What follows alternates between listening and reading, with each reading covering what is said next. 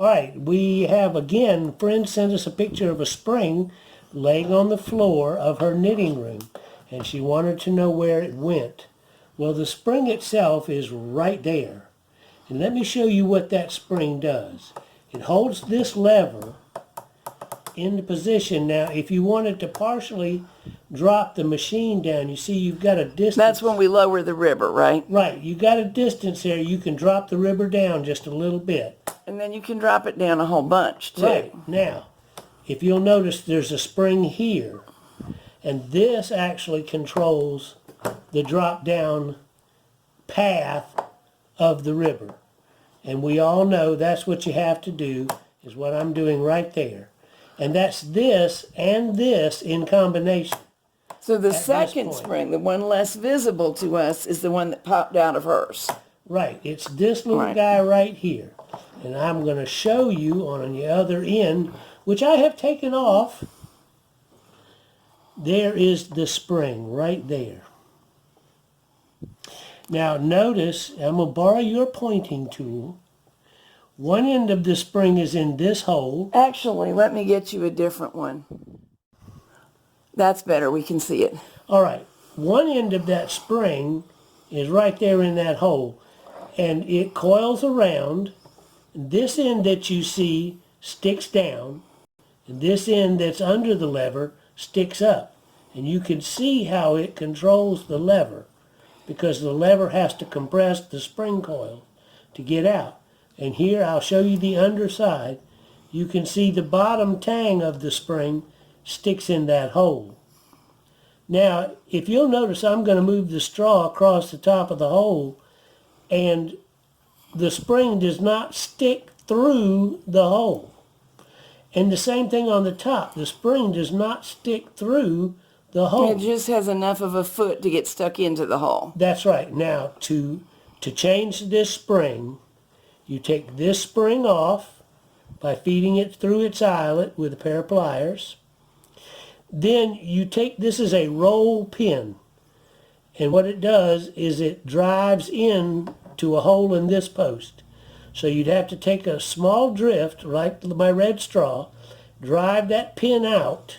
Well, the size of your red straw, but it's got to be a stiff piece of steel, right? Right. It's got to be a steel drift the same size as that pin. You just have to remember, not all knitters know what a drift is. Okay. A long, thin metal rod that you can beat on the other end of. Tap gently. Yeah, beat on the other end. Yeah. But you would find a long, thin punch that would match the size of that roll pin. You'd put it where my straw is. Tap, tap, tap. Tap gently. And that roll pin, you can see. It'll slide out. It'll come out this side, and you can see it's already started out this side, so it was put in this way. But you would tap this out.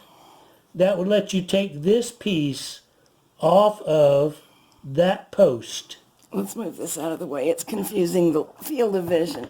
All right, if this rolled pin comes out, this lever will come off, and if you'll notice, the piece that we want to remove sits down on that post.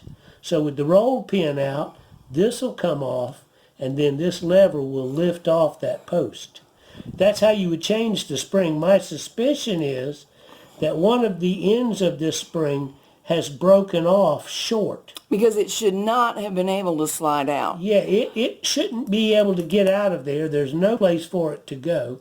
And if you'll notice, I'm pretty strong and I cannot pry that lever open enough. But you know what can pry that lever open and ruin it? Dropping it. Dropping it, which does happen. Shipping is dropping.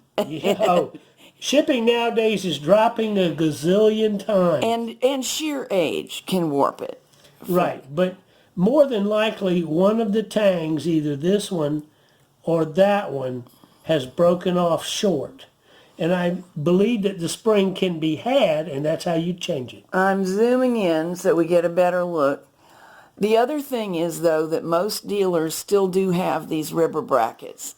So the simplest thing for a home knitter to do, if your bracket has suffered that degree of wear and tear, it's a good bet that a new bracket wouldn't hurt a thing.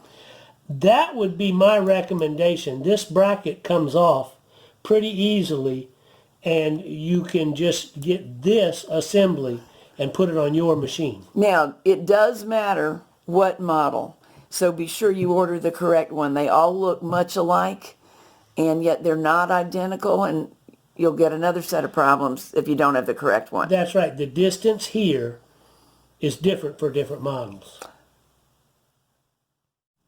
All right, we're going to show you how to get this piece on and off. Here's the post we're dealing with, and we're going to work in this area right in here. We're going to drop it down on the post and rotate it, and then it'll lock into place. Okay, so that's all there is to it if Yeah. you have to buy a new one. Right, to get it off, you get it back to that spot where you can rotate it and lift it off. See, there's a groove in here, right there, and a groove in there that it rotates into, and you put it in right where this little tang sticks down, then you rotate it, and then you lock it into place. Excellent.